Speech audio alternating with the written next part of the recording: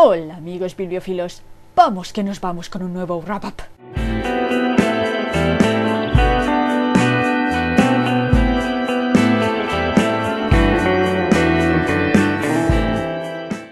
Nos toca esta vez el resumen de las lecturas de agosto, que en total como libros completos fueron 5 novelas, que podríamos resumir con el título La familia y otras desgracias. Porque otra cosa no, pero poner títulos absurdos a los vídeos se me da genial. Y sin más, comencemos. El primer libro que leí fue La librería, de Penelope Fitzgerald, que es en principio una historia ligera en la que a una mujer de un pueblecito inglés, justo después de la Segunda Guerra Mundial, se le ocurre abrir una librería y cómo eso, de alguna manera, revoluciona a la población y a sus gentes. Digo que en principio esta es una historia ligera porque en realidad, y bajo esa fachada de humor irónico y costumbrismo campestre, encontramos una carga de profundidad dispuesta a estallar con muy mala leche y su puntito de crueldad. Y yo la crueldad la soporto bien en una historia que se supone puede tenerla, como una novela de género negro o un thriller, pero no en una que parecía una comedia intrascendente. Penélope, hija de p***. Comparan este libro con Jane Austen, y aunque normalmente las comparaciones las carga el diablo, creo que en este caso estoy de acuerdo. Jane Austen utilizaba un tono irónico y aparentemente ligero para hablar de las relaciones de poder en la Inglaterra rural. Penelope Fitzgerald hace lo mismo. Solo que Jane Austen era un poco hija de su tiempo y creía, o al menos escribía, finales felices, mientras que el cinismo de Fitzgerald debería tener país y moneda propios. Eso es ir a hacer daño. Que suena exagerado, porque un montón de gente lo considerará nada más que un par de anécdotas deslavazadas hechas libro, sin mucha más sustancia, pero es que yo hacía un tiempo que no leía una novela donde su mensaje fuera tan directamente «todo es una mierda, no puedes cambiar nada, jódete». Yo creo que Thomas Hardy lee este libro y hubiera pensado «mujer, te has pasado 3 pueblos, 2 aldeas y una pedanía». Aquellos que lean por escapismo, porque el mundo real es ya lo suficientemente cruel, o creen que los personajes deben recibir lo que merecen, absteneos de leer este libro. Yo advierto. Y sí, Isabel Coixet va a estrenar una película basada en esta novela. Yo no tengo ni idea lo que va a salir de ahí. Ni la más remota idea. La segunda novela que leí fue Kathleen, de Christopher Morley. Esta sí, una comedia muy ligera. De Christopher Morley ya había leído La librería ambulante, que es una historia divertida y ligera que te deja buen sabor de boca. Kathleen es la historia de un club de estudiantes a principios del siglo XX en el que uno de sus miembros encuentra una carta firmada por una tal Kathleen enviada a alguien llamado Joe, y se les ocurre escribir una historia con estas personas como personajes protagonistas. Pasan las semanas, los muchachos van animándose y dejando volar su imaginación y deciden un buen día encontrar a esta Kathleen para conocerla y presentarse a ella. Bueno, en realidad para llevarla al huerto, pero en un principio para conocerla. Y lo que tenemos es una comedia de enredo. ¿Sabéis esas obras de teatro donde los personajes usan nombres falsos o se disfrazan y hay un continuo entra y sale de personas y los problemas y malentendidos se van acumulando? Pues eso es precisamente Kathleen. Es muy ligera y solo pretende que pases un buen rato.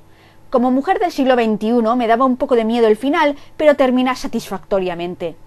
Al final es uno de esos libros descongestionantes que sirven muy bien para despejarse después de una novela intensa o densa y que te dejan con una sonrisa en la boca.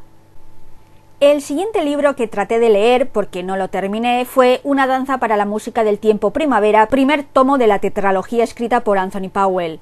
Cuando hablé del libro Los años ligeros, dije que era considerada la segunda mejor novela río inglesa del siglo XX. La primera es esta, Una danza para la música del tiempo. Mirad, yo lo intenté. Leí 106 páginas y no pude más. Yo, porque no estaba en el momento. Tú no lees este libro a la ligera, tú te comprometes con esta lectura. Es uno de esos libros.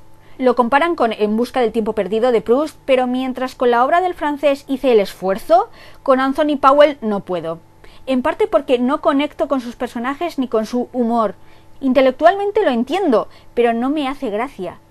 Tal vez en otro momento, pero en este no, porque mal libro no es, pero es denso. El siguiente libro que leí fue Pioneros, de Willa Cather. De esta autora, que aunque no es muy conocida en España, es considerada una de las mejores escritoras estadounidenses del siglo XX, comparada con hombres, quiero decir, ya había leído Safira y la joven esclava, que me gustó bastante. Pioneros lo habréis visto por el Booktuba, porque fue una de las lecturas elegidas por el club Pickwick que todas conocemos y respetamos. Yo no soy parte del club, pero como hubo cierta disensión en la opinión de la novela, o más concretamente con alguna parte del desarrollo, pues me entró la curiosidad y ahí que fui. Pioneros nos cuenta justo eso, la vida de los emigrados de Europa a Estados Unidos buscando una vida mejor y convirtiéndose, lo fueran en su país de origen o no, en agricultores con más o menos fortuna. Se centra especialmente en la familia Bergson y en Alexandra, que guía a sus hermanos en esta difícil tarea en la agreste Nebraska. Y Willa Cather lo cuenta dando saltos en el tiempo, contando momentos o escenas específicas y pasando al siguiente, que puede haber ocurrido un mes más tarde o 5 años más tarde, y es el lector quien tiene que ir llenando los huecos. Y eso me gustó, cómo va creando esta sensación de comunidad y cómo vemos desarrollarse esos personajes y esa tierra y cómo la gente, al final, olvida bastante cómo consiguió las cosas. El ser humano se acostumbra bastante a la buena vida y a darse aires aunque hace 10 años estuviera en la mierda. Me gusta mucho la escritura aparentemente simple de Cather, que te mete en la mente y los sentimientos de esas personas. Lo que no me gustó tanto fue la parte de la apología de la violencia de género y el se lo merece por p***, que creo que sobra un poco, a ver, así como crítica constructiva. Que creo que no es el pensamiento de la autora, precisamente, porque cuando vemos los acontecimientos desde otros puntos de vista, se argumentan o comprenden de distinta forma. Es solo Alexandra, que es muy hija de su tiempo. Pero aún así me hizo arquear una ceja. Y como jurista os digo esto. Sí, si coges un arma de fuego, se presupone la intención de usarla. Si no, no la coges. El siguiente libro que leí fue Perfume de hielo, de Yoko Ogawa, que decidí leer porque estaba en el reto Plan de María Alcaide de leerlo en ese mes suyo especial de literatura japonesa, y yo, que no tenía nada pensado para leer, me dije, pues esta misma. El libro, hay partes que me han gustado y partes que no. A ver, nos cuenta la historia de Ryoko, cuyo novio, Hiroyuki, se suicida un día sin previo aviso, sin ninguna razón aparente, y cómo esta mujer trata de encontrarle sentido intentando indagar en el pasado e incluso viajando a Praga para encontrar pistas. Y la parte del duelo de ella, de su tristeza teñida de incredulidad porque simplemente no sabe la razón que le llevó a su novio a matarse, esa parte me gustó. Es muy contenida, muy japonesa, pero creo que es muy sutil y emocional al mismo tiempo. Hay un momento en el que Ryoko está en la pista de patinaje con el hermano de Hiroyuki, del muerto, y tras un comentario de él, ella exclama: «No pienso divertirme, ya no me van a ocurrir nunca más cosas divertidas». ¿Entiendes? Esa forma de retratar el dolor. El suicidio no es un pecado en Japón, no está moralmente reprobado, pero no lo está cuando es la salida honorable, cuando se realiza por una causa.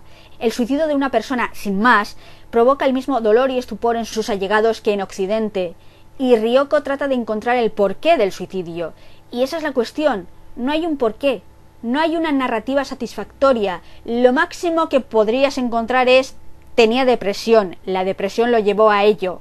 La depresión, como el cáncer, es una enfermedad, pero mientras entendemos que un cáncer metastatiza y eso lleva a la muerte, nos cuesta aceptar lo mismo con la depresión. Siempre pensamos que pudimos haber hecho más, que si retrocediéramos lo suficiente llegaríamos a ese momento crucial, el que de ser diferente lo hubiera cambiado todo. No es cierto, y de serlo ya es inevitable. Y aquí llegamos al punto que no me gustó. El tío de los pavos. Ya sé que no lo entendéis, a no ser que hayáis leído la novela, pero el tío de los pavos. La típica cosa rara sin explicación ni lógica que aparece porque si David Lynch lo hace, ¿por qué yo no? Es como un realismo mágico mal entendido. El realismo mágico es un subgénero de la fantasía. Perfume de hielo no es una novela de fantasía. Están los diferentes ingredientes del perfume de Hiroyuki que le regaló a Ryoko y que Ryoko busca y que sirven de hilo conductor y tienen cierto punto ilógico fantástico. Vale, aceptamos barco como animal acuático, pero eso no lo convierte en novela de fantasía. Y el tío de los pavos es simplemente algo que rompe mi suspensión de la incredulidad. No me lo trago. Sobre todo porque sé que es un instrumento narrativo, que podría haberse llevado a cabo de cualquier otra manera con un sueño, por ejemplo. Pero no, eso es demasiado ordinario y normal. Y luego está el epílogo, que no lo entiendo. Para mí la novela ya terminaba cuando Ryoko llega a la última fase del duelo, la aceptación. Pero es que luego hay un epílogo.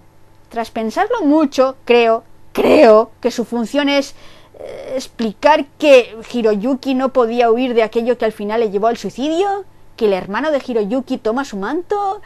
No lo sé, sigue pareciéndome prescindible y bastante random. Es eso, la novela me gustó, pero tiene una o dos cosas que salen de ningún sitio que me descolocan bastante.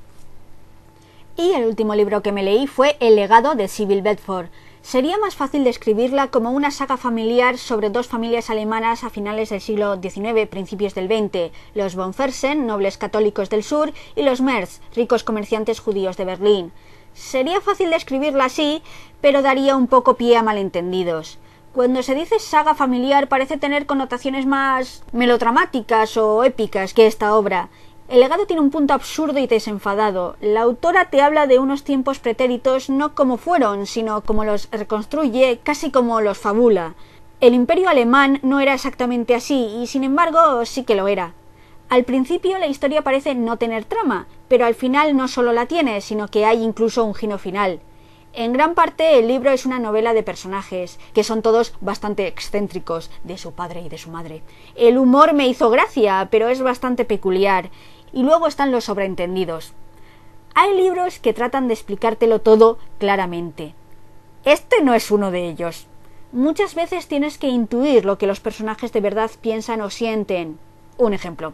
En la página 214, Sarah Merz habla con su amiga Caroline, quien llegó tarde a la fiesta que se celebraba aduciendo que había estado escuchando un concierto de Brahms. Y entonces Sarah le dice: «Querida, esta tarde no tocaban Brahms, sino Schumann. Lo sé porque yo estaba». «¡No! ¡Qué gracia!», le sonrió a Sarah con la mirada. «Cariño, entonces puedes decir que me viste. Por favor, querida, ten cuidado. Oh, te lo ruego». Tal vez un poco, para complacerte a ti, para arrojarles algo a los dioses. ¿Y se supone que te has cambiado el vestido dentro del taxi? Su mirada se volvió introspectiva, como si buscara un recuerdo. ¿Y tenías que dejar tan claro que has venido sola en taxi?, dijo Sarah. ¿Veis? ¿Entendéis lo que está pasando? Pues este es el nivel normal fácil. Otras veces los diálogos o las situaciones son algo más oscuras, o mucho más oscuras. No quiero decir que no se entienda lo que ocurre, se entiende, pero el lector tiene que poner algo de su parte. A mí me resultó una novela fresca e interesante, pero no es para todo el mundo. Estoy convencida de que hay personas que lo encontrarán terriblemente aburrido. Yo no. A mí me ha gustado. Yo conecté con los personajes y el humor, pero en serio no es para todo el mundo. Y bueno, ya está, eso es todo, esos son los libros que leí en agosto. Ya siento que la semana pasada no hubiera vídeo, pero bueno, ya sabéis, la vida. Que parece mentira, pero cuando no subo un vídeo os echo de menos vuestros comentarios. Sois gente muy maja. En fin, que espero que este vídeo os haya ayudado por si teníais algún interés en alguna de las lecturas. Como siempre, gracias por estar ahí, aguantándome. Hasta la próxima vez. Adiós.